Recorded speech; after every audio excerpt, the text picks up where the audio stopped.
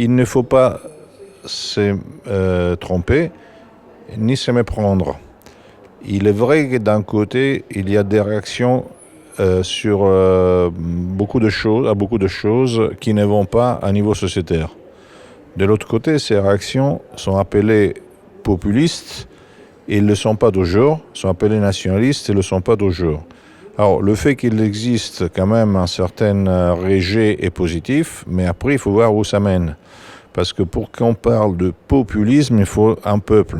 Et quand je dis il faut un peuple, il faut aussi qu'il y a des réseaux sociaux et qu'il y a un enracinement populaire, chose qui existe dans certains pays du centre, Europe, Autriche, Allemagne, ce qui existe dans d'autres pays à l'est de l'Europe, alors que dans ces pays-là, la vision est plus réactionnaire, dans le centre d'Europe est plus pragmatique, et qui existe beaucoup moins en Occident. Par exemple, en Italie et en France, c'est plutôt presque un mantra, c'est presque un totem de parler de peuple, et c'est vrai qu'il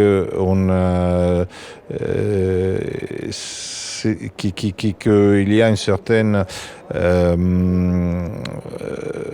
prise par rapport de classes sociales moins privilégiées, mais ce n'est pas ça qui fait un peuple, parce qu'il n'y a pas vraiment de grands réseaux, il n'y a pas vraiment une culture populaire, il n'y a pas vraiment une racine populaire. Le deuxième élément qu'il faut calculer, c'est que très souvent, c'est un rejet positif, mais c'est un rejet de quoi ? C'est un rejet de gens qui arrivent à être défavorisés par rapport à une situation sociale dans laquelle ils étaient avant favorisés. Donc, ils demandent qu'ils se soient assurés leurs privilèges anciens, ce qui n'est plus le cas. Sur cette logique, on n'arrive pas vraiment à faire un carré réel, un carré qui résiste. Et il faudrait quand même comprendre que c'est un autre modèle de vie social et culturel qu'il faut suivre. Et alors, à ce moment-là, on pourrait parler vraiment de quelque chose de populaire et de national et des nationalistes, qui n'est pas exactement toujours présent dans les phénomènes dont nous parlons. Et pour finir, il faut dire que c'est maintenant, il y a un rejet de corps intermédiaires, c'est-à-dire de gourous qui enseignent le politiquement correct ou de gens qui sont complètement déconnectés du réel. Et il est vrai aussi que sont les centres même du système, par exemple aux États-Unis, qui vont récupérer cette nouvelle logique. Donc on risque de se retrouver dans quelques années avec le fait que quelqu'un nous expliquera que si nos salaires qui sont passés de 1000 à 300, c'est déjà un miracle parce qu'ils ont bloqué leur baisse. Et nous serons tout contents avec des salaires plus bas, avec une police internationale, avec une logique de chasse aux sorcières, mais nous serons beaucoup plus esclaves. Alors, le phénomène populiste et la réaction sociale, l'action sociale et la réaction plus ou moins nationaliste qui existent un peu partout en Occident, en soi sont des éléments qui ont un potentiel positif, mais que gérés de la manière dans laquelle ils sont gérés, souvent nous mènent dans un cul-de-sac. Je crois aussi qu'il y a la possibilité de faire les choses d'une manière gagnante. C'est-à-dire, toute l'histoire nous enseigne que toutes les forces gagnantes ont toujours eu la même logique, ont toujours eu la même structure que ce qu'on peut appeler celle de la minorité révolutionnaire, ont toujours eu la même stratégie, la même méthode. Qu'on parle de l'Église, qu'on parle des jésuites, qu'on parle des francs-maçons, qu'on parle des sionistes, qu'on parle des trotskistes, qu'on parle des staliniens, qu'on parle des nazis, qu'on parle de ce que vous voulez. Il n'y a qu'une seule façon de faire les choses. Alors, on peut changer la couleur des choses, on peut changer, ce qui est très important, l'âme des choses, on peut changer exactement où l'on va, mais il faut de toute manière une méthode, une logique, une hiérarchie dans les choses. Si on arrive à mettre ceci au centre de ces mouvements qu'on appelle très souvent à tort populistes, alors on peut changer vraiment la donne. Autrement, on ne la changera pas, parce que ce n'est pas, je répète, énervant parce que les choses ne sont plus comme avant et parce que notre portefeuille n'est plus fort comme avant, qu'on ne pourra jamais changer la situation parce qu'une situation est complètement diverses dont nous avons besoin.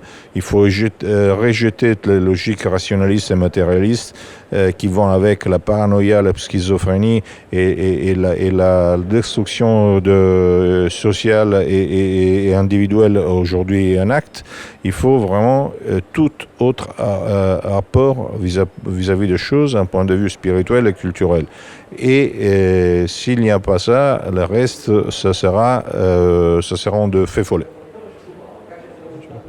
Bon, alors nous assistons, si vous voulez, au moins à 3 différentes situations socio-culturelles et donc politiques. L'Europe de l'Est est une société qui a été congelée de façon hybride et très sordide par le communisme, mais en même temps, dans cette hybridation, il y a eu moins d'évolution de cette société. Donc, ils sont encore, d'une certaine manière, liés à un modèle archaïque de la démocratie de la socialité démocratique, ce qui leur permet d'avoir encore une logique d'État et une logique de rapport avec l'État, et donc de pouvoir se permettre de tenir un discours réactionnaire qui peut avoir un résultat. En Europe de l'Ouest, je parle du Sud-Ouest, l'Italie, la France, l'Espagne, etc. Nous sommes allés beaucoup plus avant dans la destruction du social et dans la translation du réel par rapport aux médias, par rapport à la télé. Donc, tout est beaucoup plus show business, show politique. Donc, il y a beaucoup moins d'enracinement. Dans l'Europe du centre, que ce soit l'Hongrie, mais surtout l'Autriche, l'Allemagne, etc.,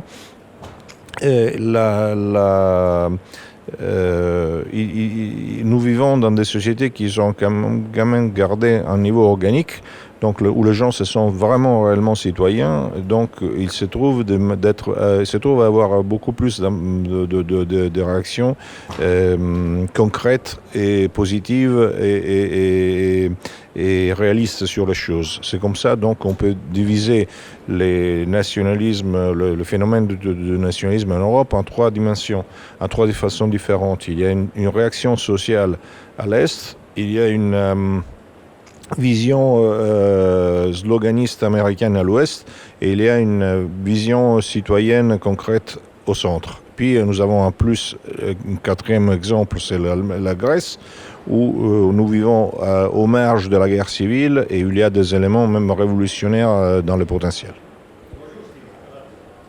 Pour faire changer les choses, il faut partir de la base, il faut de l'autonomie. Mais on ne peut pas partir de la base, on ne peut pas faire de l'autonomie en vrac et ni en suivant exactement les humeurs.